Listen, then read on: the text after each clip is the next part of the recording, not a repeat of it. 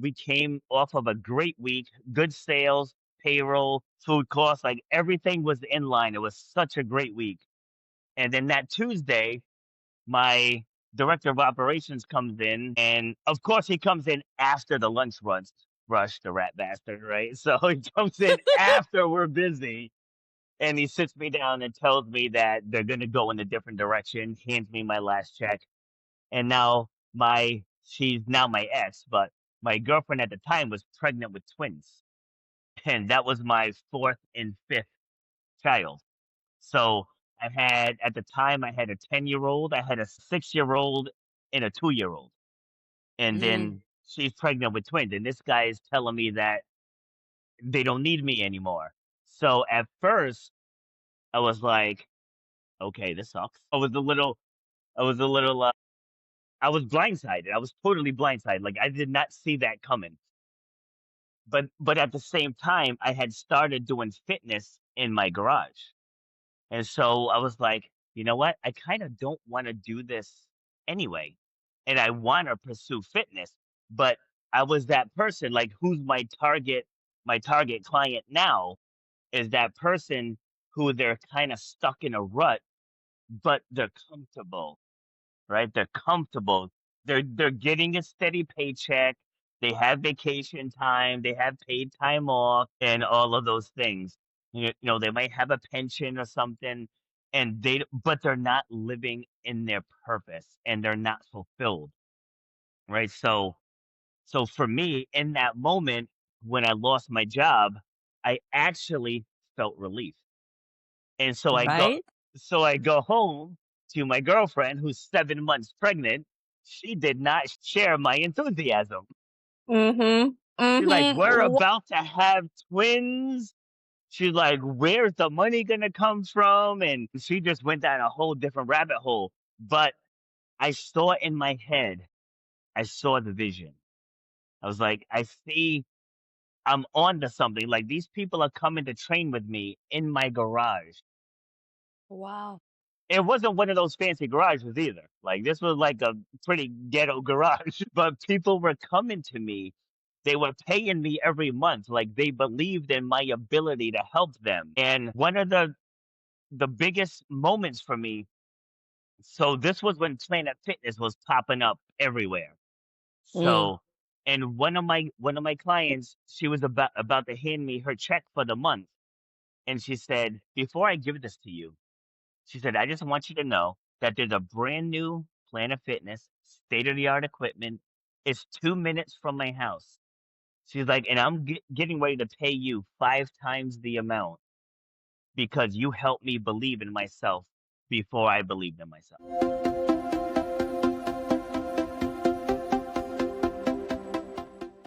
Welcome to your Wordless Podcast, the space where we redefine success, self worth, and transformation.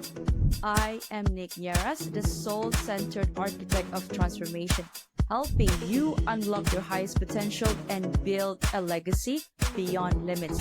Now, whether it is self mastery, career breakthroughs, or wealth creation, this is where change begins. Now, let's dive in.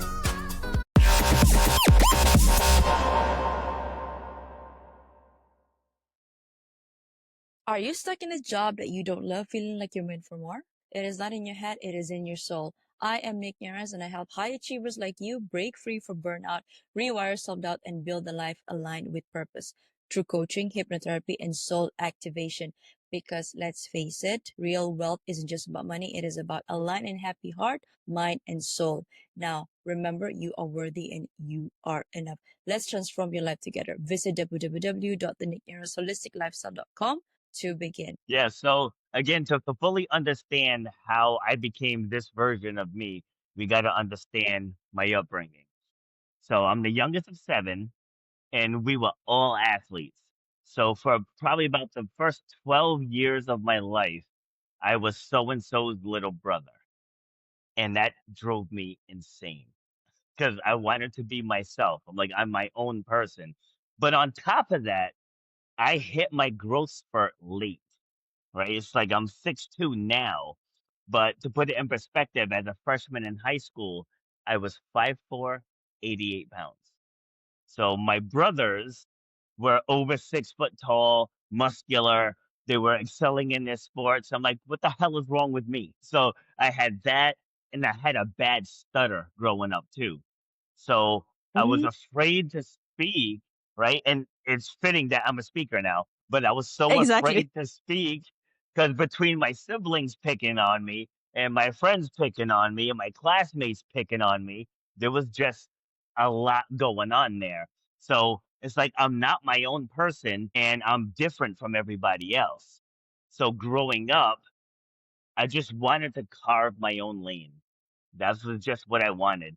And to put a little bit of icing on the cake, track and field was big in our family.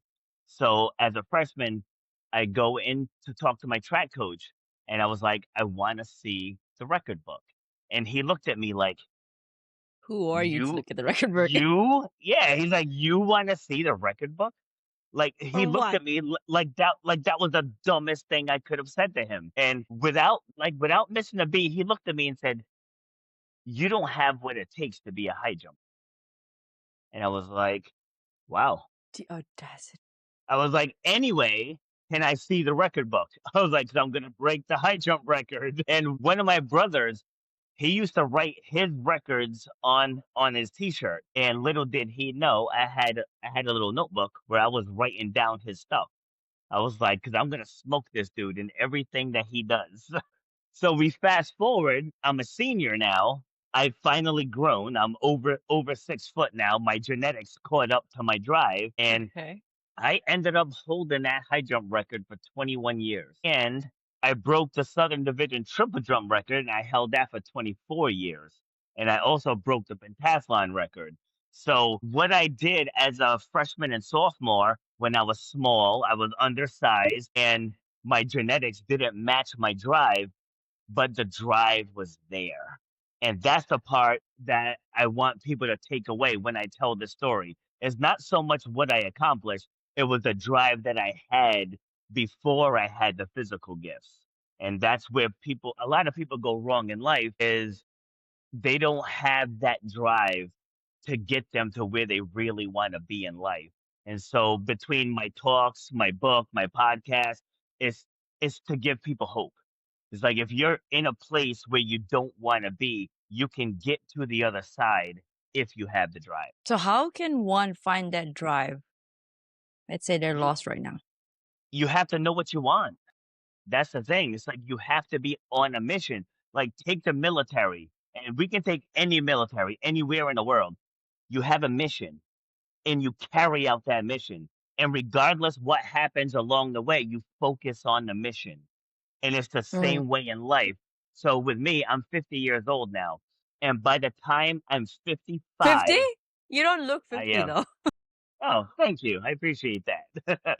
It's like, but by the time I'm 55, I want the option to retire. So I probably won't, but I want the option. And so I work like a dog now because I'm on that mission. A lot of people are working to simply collect a paycheck and they're not working towards something bigger. Like with me between my book, the podcast and all that, I'm leaving things behind. So when my time is up, I can still inspire people. I can still give people hope.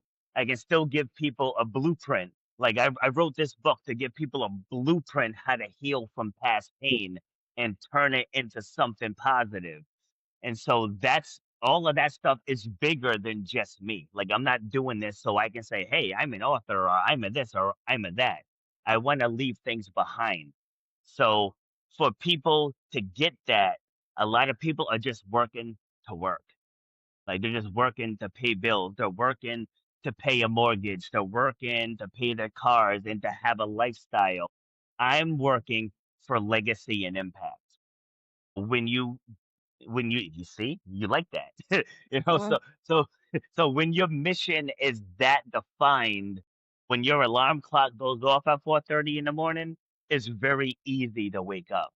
When you work 10, 11, 12, 13, 14 hour days, it's okay because you're impacting the lives of other people, and that's what I live for. Shoot. Okay. I love that. So, okay, I'm gonna reel it back here to the moment where and in your introduction, there was a time where you had to turn some of your past painful experiences to power. Like, can you share with us those experiences? God, which one? And the first thing that comes to mind right now. So what started my podcast was in 2009. So I got fired from my job. I was working Ooh, for. me too. Oh, you too? That was Really? last year. Last year. No kidding. Yeah, so Yeah. 21 years, never been fired before. I was a manager of a restaurant. Hi, I'm Nick Nieras, your host of the Your Worthless podcast. Now, if these real raw stories hit home, don't wait. Please follow, like, and subscribe my Spotify and YouTube. For bite-sized inspirational reels, follow me on Instagram, TikTok, and LinkedIn. Don't wait. Your transformation starts today. Thank you, and bye for now. We came off of a great week, good sales, payroll, food costs, like everything was in line. It was such a great week. And then that Tuesday, my director of operations comes in, and of course he comes in after the lunch rush, the rat bastard, right? So he comes in after we're busy, and he sits me down and tells me that they're going to go in a different direction, hands me my last check. And now she's now my ex, but my girlfriend at the time was pregnant with twins, and that was my fourth and fifth child. So Mm, at the time, I had a 10-year-old, I had a 6-year-old, and a 2-year-old. And mm, then she's pregnant with twins. And this guy is telling me that they don't need me anymore. So at first, I was like, okay, this sucks. I was a little, I was blindsided. I was totally blindsided. Like I did not see that coming. mm, But at the same time, I had started doing fitness in my garage. And so I was like, you know what? I kind of don't want to do this anyway. And I want to pursue fitness. But I was that person, like who's my target client now is that person who they're kind of stuck in a rut, but they're comfortable, right? They're comfortable. They're mm, getting a steady paycheck. They have mm, vacation time. They have paid time off, and all of those things.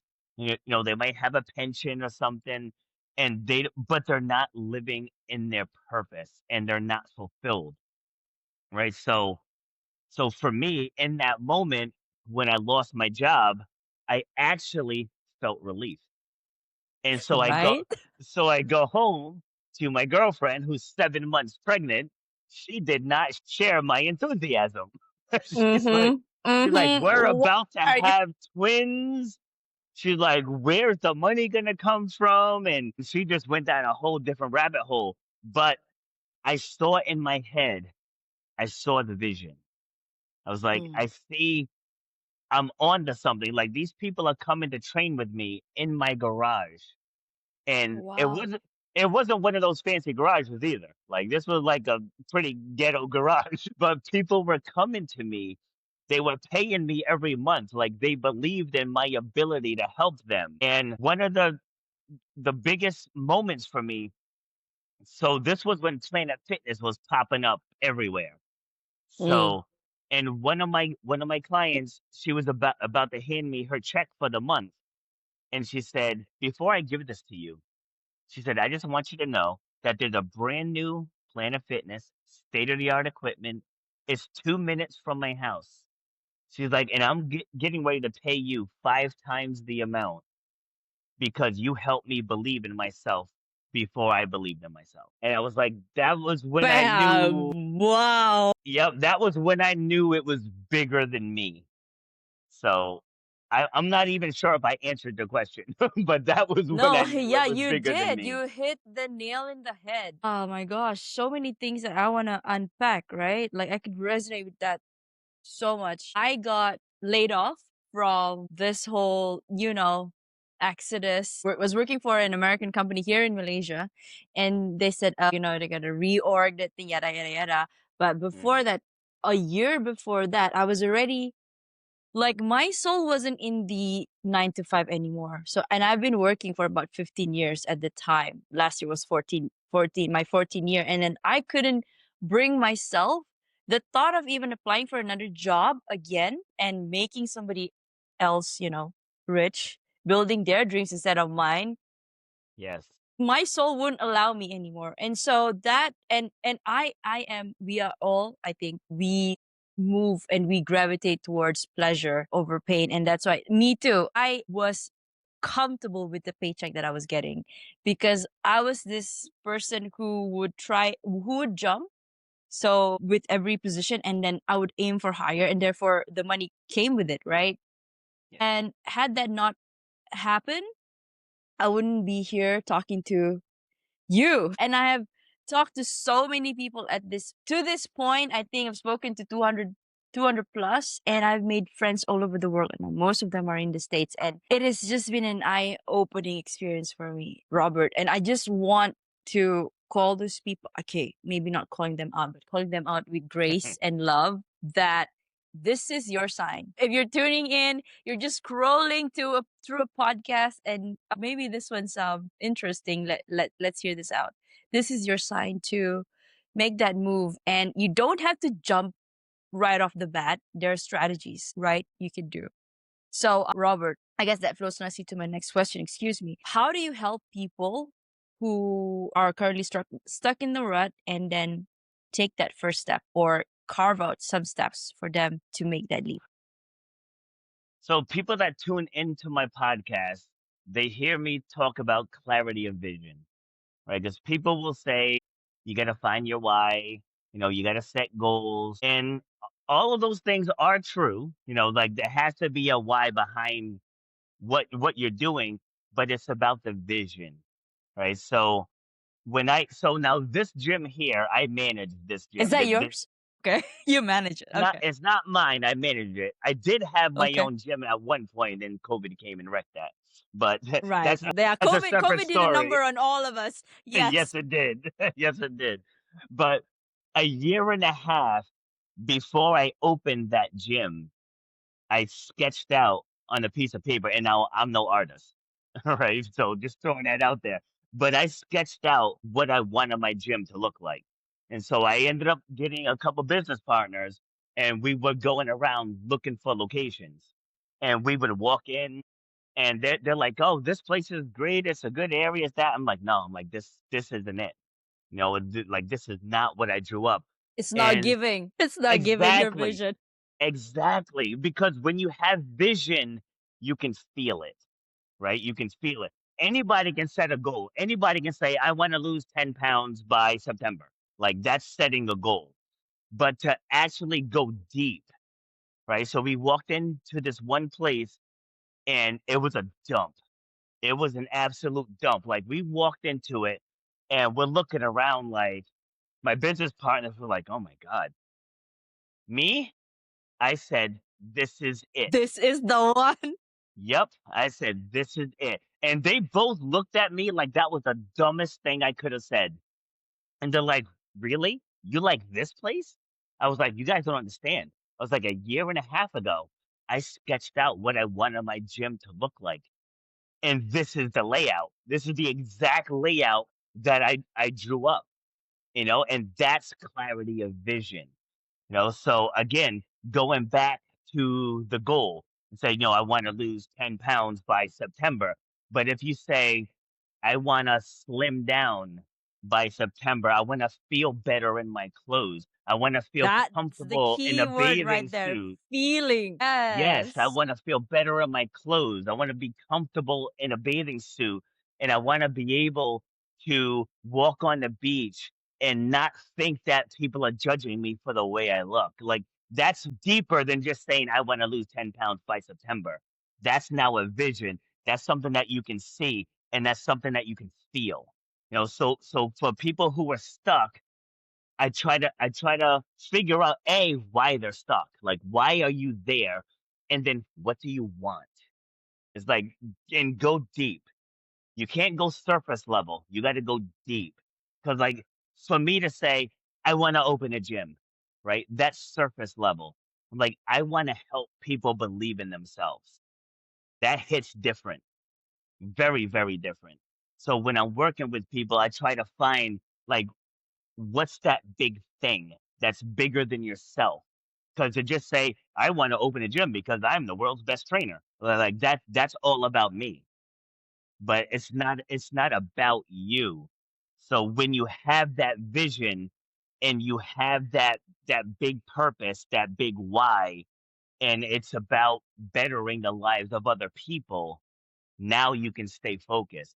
Now, when you don't feel like it, you show up anyway because other people are depending on you, because it's not just about you and what you're feeling in that moment. You're bettering the lives of other people. Mic drop.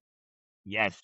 Wow. Okay, Robert, thank you for that. I mean, I have nothing to add to that. So, those listening, this is your call to action.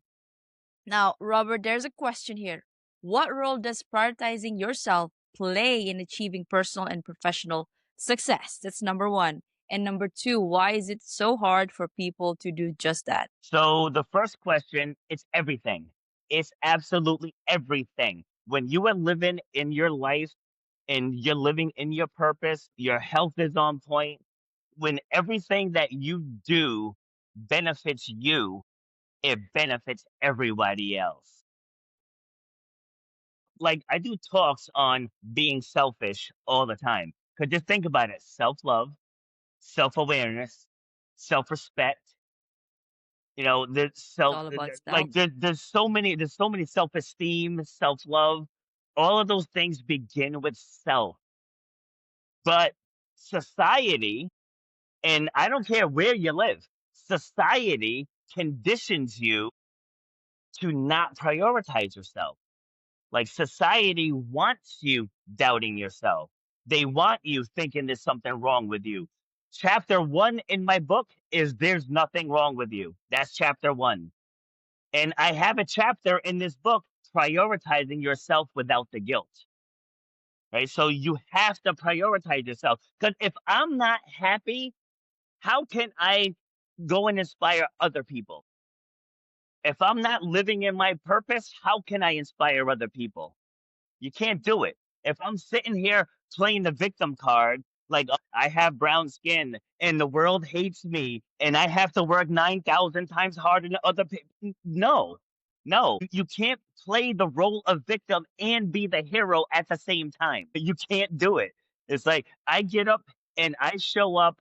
I show up every day, no matter how I'm feeling. Maybe I'm a little under the weather, right? I watched my father die.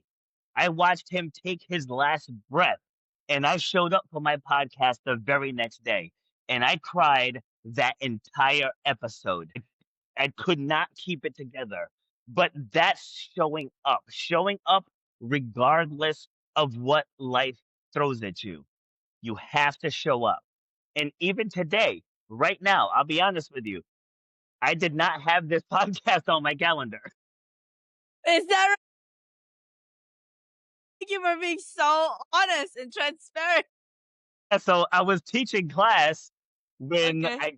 I got the reminder email. I was like, "Oh no, apparently I have a podcast at 8 o'clock." So I was scrambling, and so the tech issues part was real, but I didn't have my computer, so I was trying to use the computer here at the gym, and it Right. wasn't letting me log in. So I'm on my phone.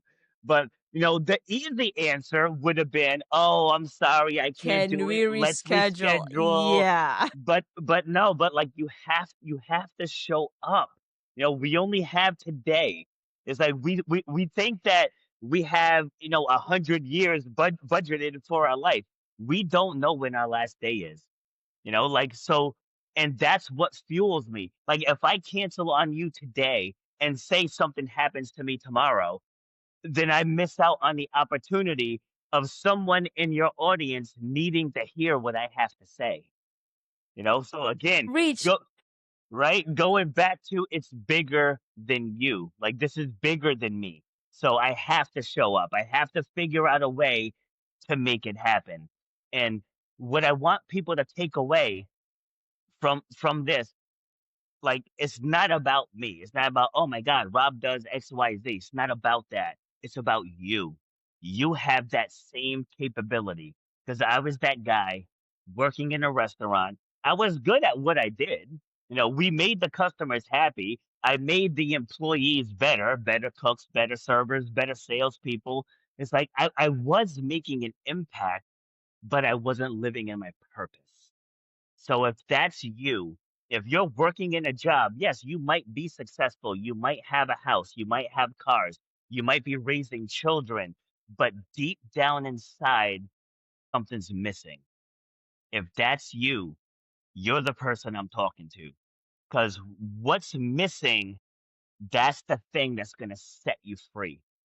And for me, it was working in a corporate place where I wasn't allowed to blossom. Or I should say, I was allowed to blossom the way they wanted me to blossom. Like, I wasn't allowed to be myself. I wasn't allowed to spread my wings and just fly.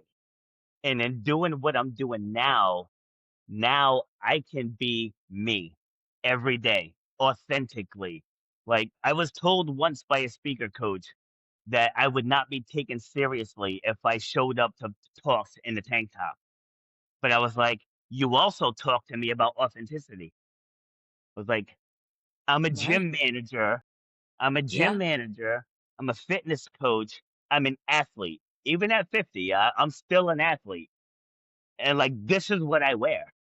So if I'm going to show up as my true authentic self, I'm not going to show up in a three-piece suit. That's not Mm. me anymore, right? That's not me. It's like I'm going to show up as me. And again, and for the people listening, that's what you got to take away. Like, stop trying to live somebody else's dream for you. What is your dream for you? Go back to you as a child. What did you want to do? What did you want to be? And somewhere along the lines, somebody told you you were crazy. Like me, I'll never forget this. I was 17 years old. I grew up in a rural part of Rhode Island in the States. So we have a lot of woods around us. And I remember being in the backyard, I had a stick in my hand. That stick was my microphone. The trees was my au- the trees was Audience. my audience. And I was given a motivational speech. Wow. And I remember my mother saying, "Hey, what are you doing?"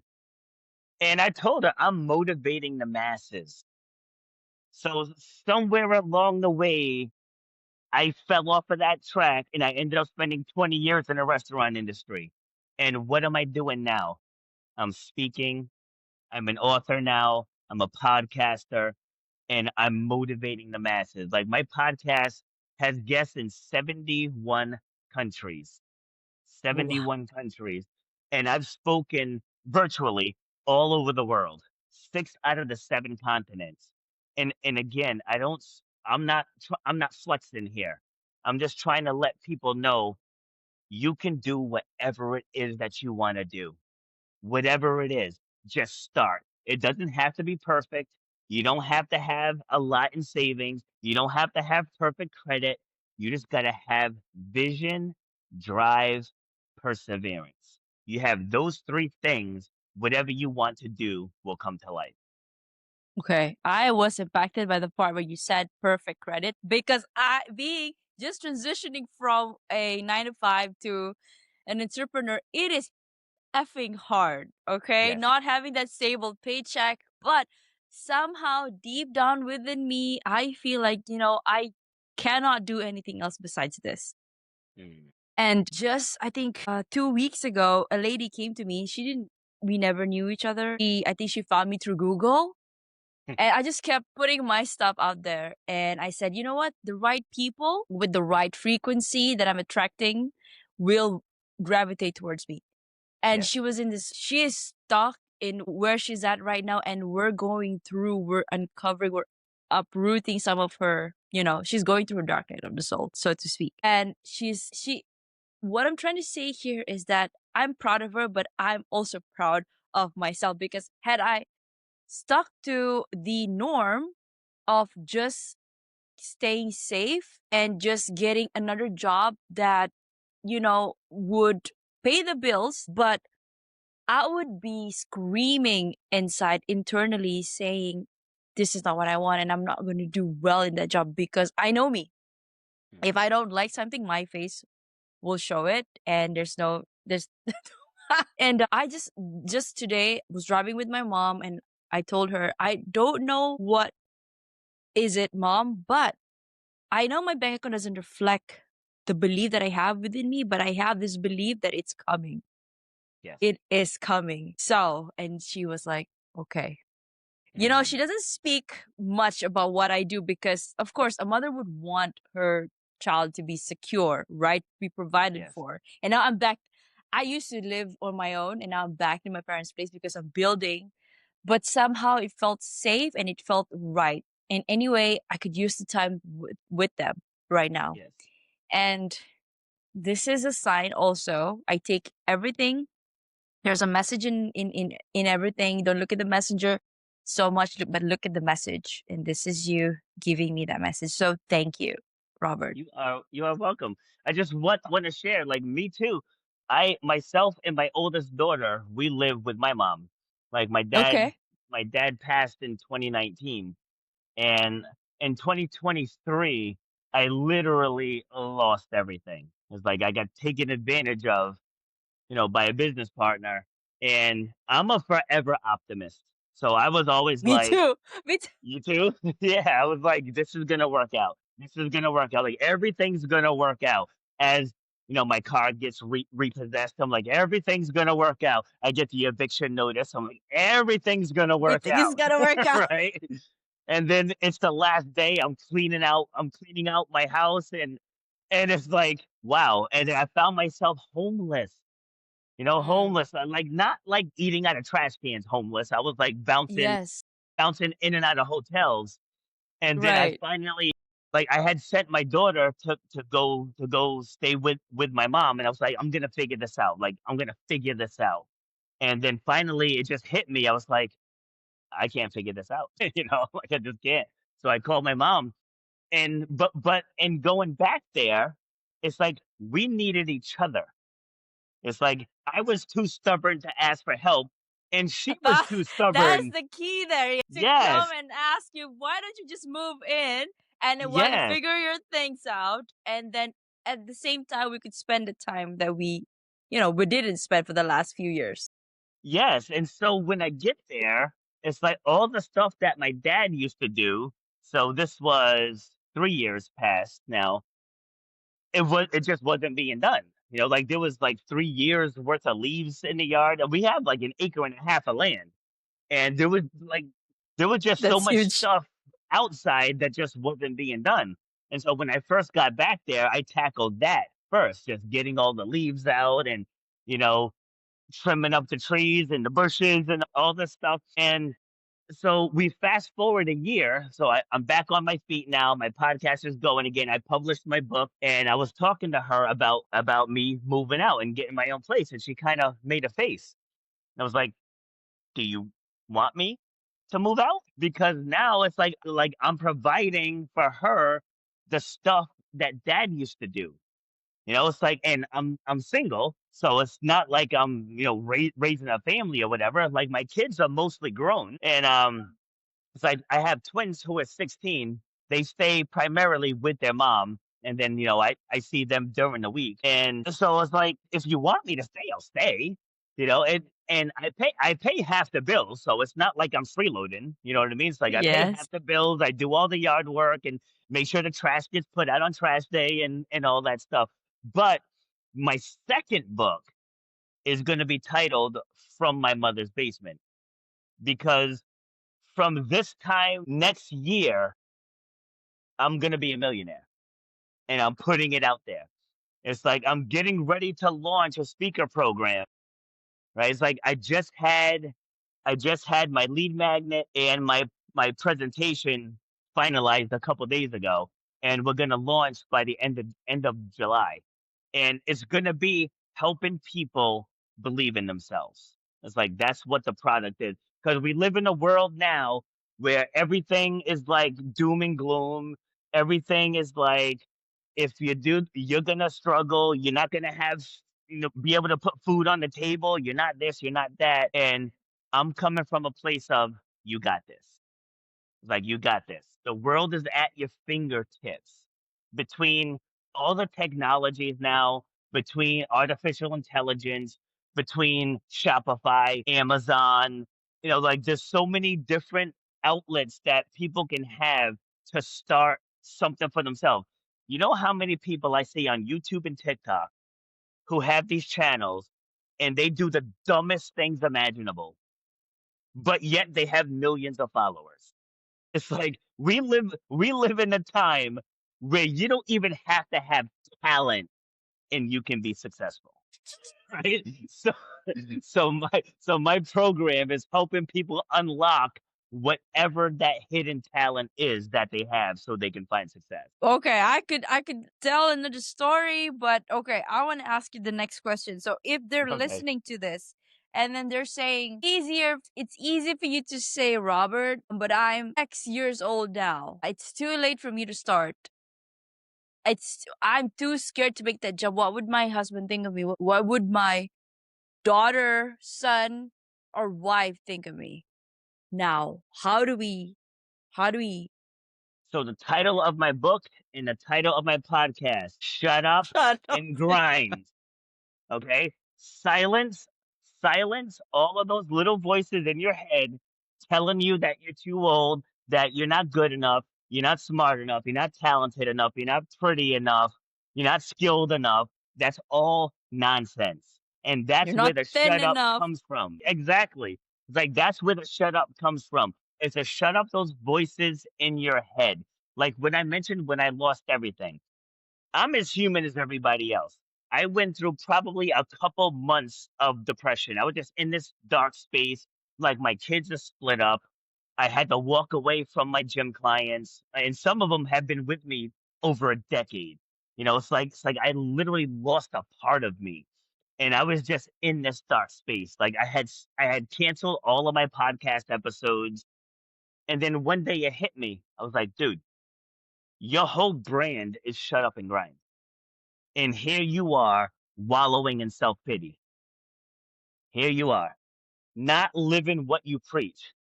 So I restarted my show, and the very first guest that I had on was a woman from Vancouver, Canada. And she told me how she moved from Vancouver to Hollywood because she wanted to break into Hollywood.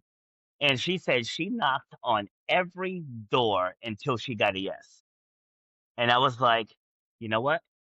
That's what I got to do. I said, so, because at first I was gonna walk away from fitness.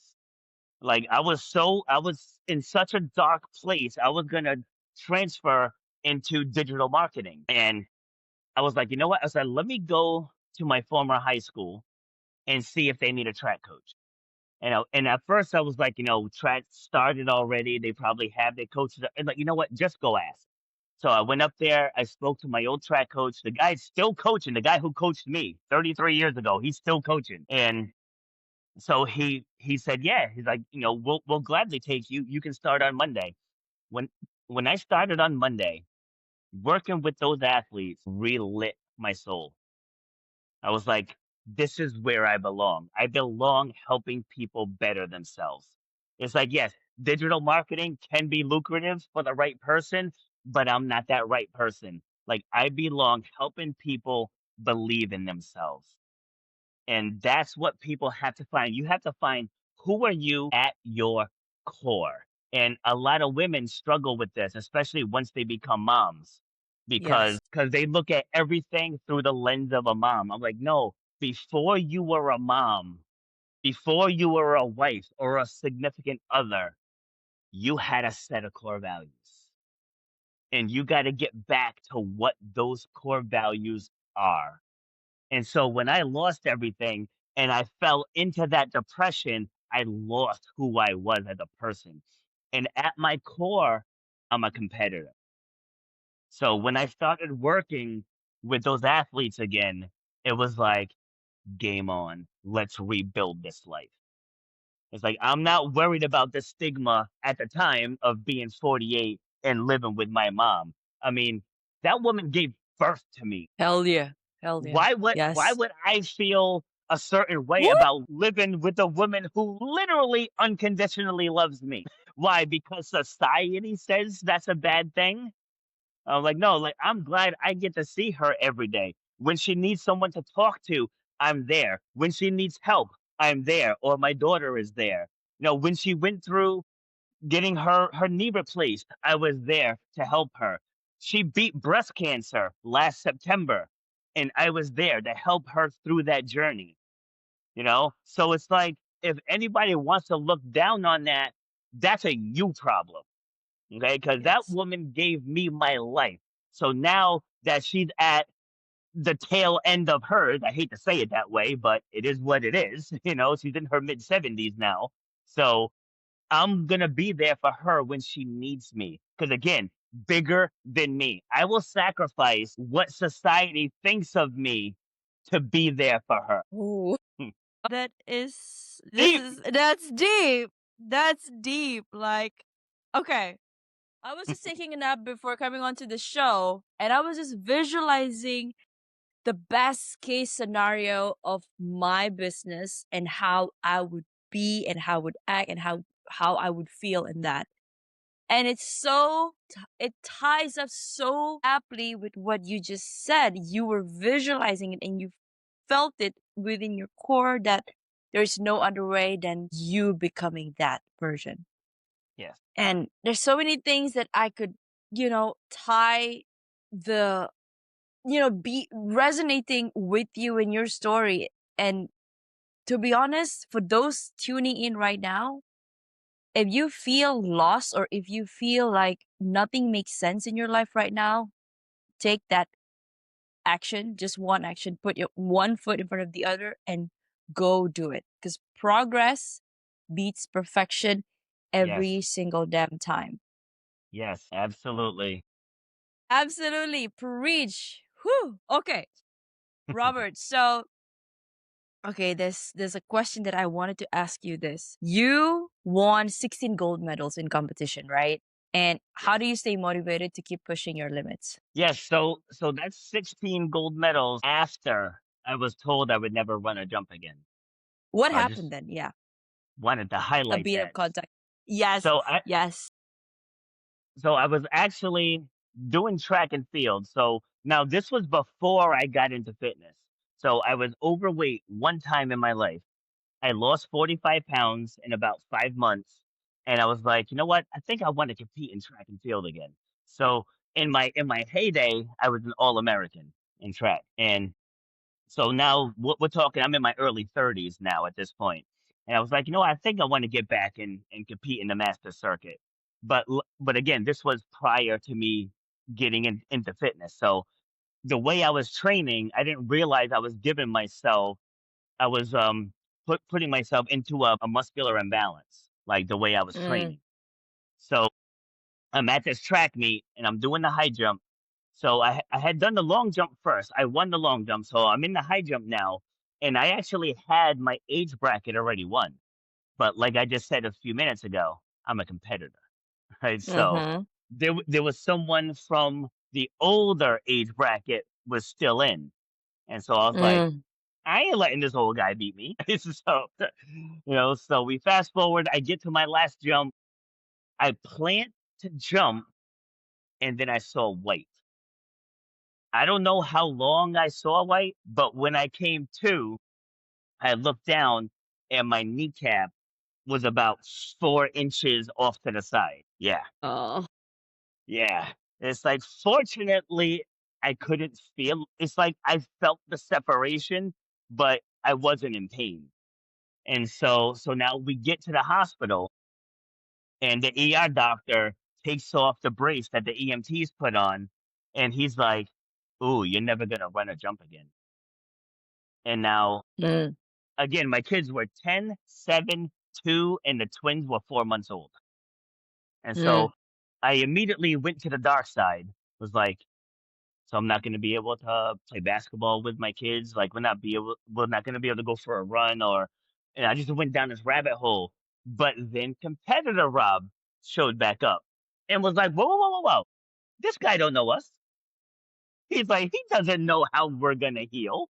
I was like, your job is to just put my knee back together. Said, I will decide how I heal.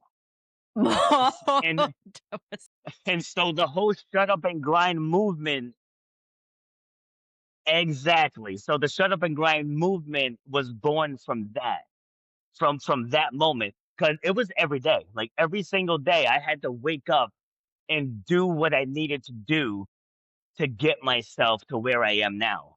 Because had I just listened to what the doctor said, who knows what I'd be doing now. If I Mm, just listened to him and just accepted that, I would never run a jump again.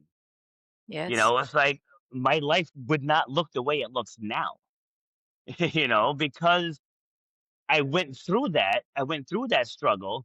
I defied the odds, and now I can help other people get out of their own way, because a lot of times the limitations that people put on themselves, they they do it themselves. Like they're telling Mm-hmm. themselves, I can't do this, I won't be able to do that, my that ship has sailed, so on and so forth. But since I went through that, like I don't live by that anymore. Like no matter what life throws at me, you cannot break me. You can't. It's like I've been there. I've been to rock bottom already. Like I know what that feels like, and it didn't break me. So as I'm working with people, I'm helping them find that inside desire, like that inner fire, to help them bring that out so they can get to where they want to be and do what they want to do. Talk to us, Robert, about your current program and what you're working on currently. Yeah, so currently I'm working on setting up a book tour for the first book. So now Okay. I redesigned the cover because I don't like how this one came out. So there so there is a different cover. And that goes back to what I was saying earlier about things don't have to be perfect for you to get started. Mm-hmm. It's like just get started and then you can always upgrade. Like when I opened my gym, we didn't have all the bells and whistles right out of the gate. It's like we Yes. added things each month. We added more, we added more. So I'm working on getting this book promoted and scheduling a book tour, and then I'm gonna start writing book number two. As I told you, it's gonna be called From My Mother's Basement. And Mm-hmm. that's gonna journey everything that I've done since I've moved back home. And as far as social media, like I started all my social media accounts before I Okay. got into all of this entrepreneurial stuff. Mm-hmm. So unfortunately, they all have different handles, but Okay. like on Facebook, it's just at Robert B Foster, and then on Instagram, it's at Robert_B_Foster. Any last message before we wrap this interview up? So all of my final words are always just get started. Just get started. Mm. So everybody has something inside that they want to be doing, but they don't want to leave the comfort of what they're currently doing. And if you just get started, like I said, when I was the manager in restaurants, I knew I wanted to get back into either athletics/fitness. Like I knew it. So towards the tail end of me managing restaurants, I started getting back into fitness. Like it was already there. I didn't have to learn anything new or pick up a new skill. I mean, yeah, I had to learn marketing and branding and stuff, but I knew I wanted to get into fitness. And then once I started doing that, it's like you don't have bad days anymore when you're doing what you're supposed to be doing. It's like I worked some pretty long days, but I'm fulfilled at the end of the day. So Mm-hmm. like whether it's here at the gym, whether it's doing my podcast, whether it's speaking on platforms like yours, or if I'm speaking in corporations, if I'm speaking to athletes, like all of that stuff is fulfilling. So it's not work. So if I work a 15-hour day, it's like it's there's nothing to complain about because I'm living within what I was called to do. Preach. Okay, Robert, I am going to let you go now. That is a wrap on today's episode with Robert B. Foster. Now, Robert, thank you for the work that you do, for continue to uplift the world around you and the people that you serve. And for our listeners, Thank you. this has been Your Worthless. Read that again, the juxtaposition of your very son. Now, if you've ever felt worthless, remember you are not alone. Your soul chose to be here. to matter. And for that reason alone, you are worthy. A huge thank you to you again, Robert, and to all of you for listening. Until next time, I am Nick Nieras. Keep shining, keep growing, and always remember you are worthy and you are enough. See you in the next episode. Thank you, Robert, for your time. My pleasure. Thank you for having me. Love this episode? Now, transformation doesn't end here. Head on to at holistic.lifestyle_with Nick. That is on my Instagram. Or head on to my website, www.denise.holisticlifestyle.com for more info on my coaching framework, which is the Worthy, Authentic, and Abundant Framework, digital guides, and my upcoming events such as retreats and master classes and workshops. Now, I also do intuitive readings where we get to check on your soul path. And if you're also wanting to check on your energetic alignment, I have done that too. And I offer that kind of services. So, my question to you is, are you ready? Because I am. Let's make the most. Good morning to you, Robert. How are you doing today? I'm doing well, thank you. I'd like to introduce myself to you formally and to all of our listeners tuning in for the first time and or returning subscribers. My name is Nicolette. I am the creator for the podcast titled You're Worthless. Read that again, the juxtaposition of your very soul. Now, the reason why we're laughing so much is because this is our second take, and I gotta make sure that it is actually recording, and it is right now. So, I'd like to introduce you to all our listeners first, and then we can get right into where we left off.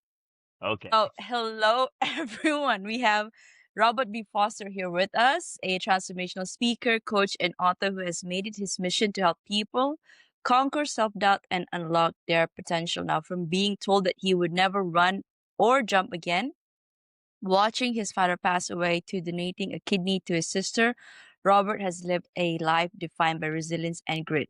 Now, through his signature talks, his podcast, and his book, Shut Up and Grind, he empowers audiences to embrace their struggles as stepping stones to success. Now, whether you're battling fear, self doubt, or just having like a direction at this point, Robert's powerful message will inspire you to rise above and master your own story. Welcome to the show, Robert.